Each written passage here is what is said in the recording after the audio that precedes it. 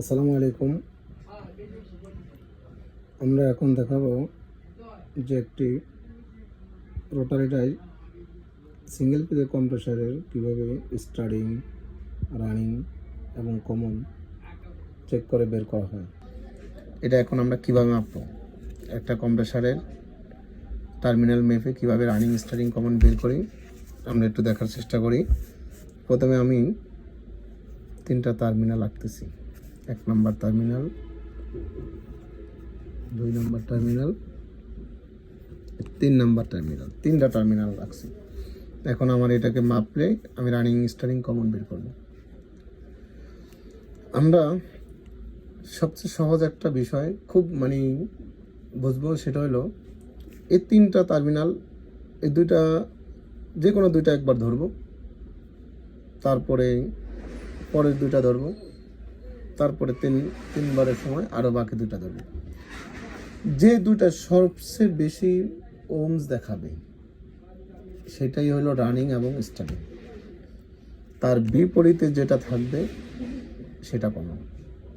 আমি আবার বলছি, সবগুলা টার্মিনাল দুটো দুটো করে মিটার দিয়ে ধরার পরে যে দুটো সবচেয়ে বেশি ওমস দেখাবে সে দুটোই রানিং এবং স্টার্টিং।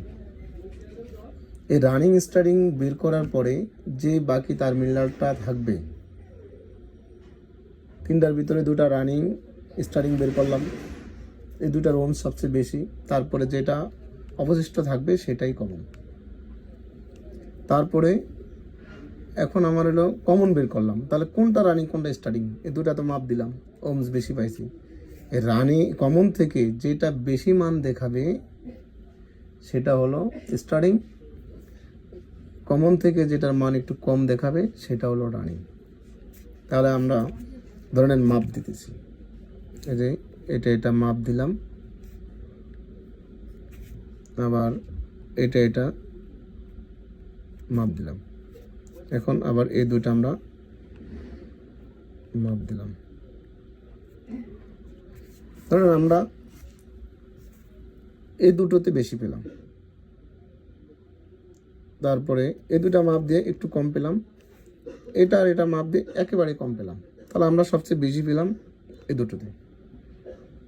তাহলে বিপরীত আছে আমাদের এই টার্মিনালটা, তাহলে এটা কমন। এখন এই কমন থেকে এটা মাপ দিলাম, এটাতে যা পাইছি এটা মাপ দিয়ে তার চেয়ে বেশি পাইছি এটাতে, তাহলে এটা স্টার্টিং, আর যেটাতে একটু কম পাবো সেটা রানিং।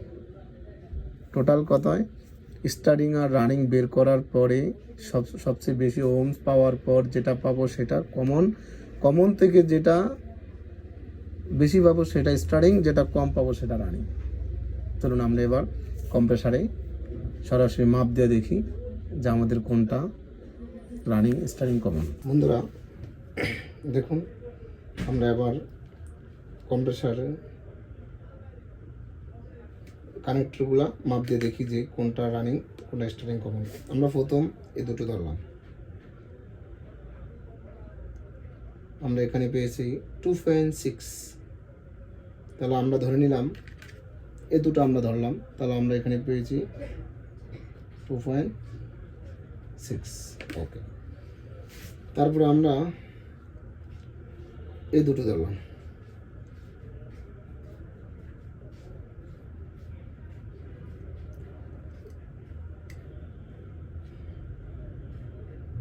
আমরা এখানে পেয়েছি 1.9। ওকে, তাহলে আমরা এটা থেকে এটা ধরলাম, তাহলে আমরা এখানে পেয়েছি 1.9।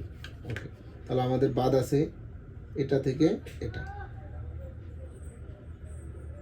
তাহলে আমরা এখানে পেয়েছি 4.0। ওকে, আমরা এখানে পেয়েছি 4.0।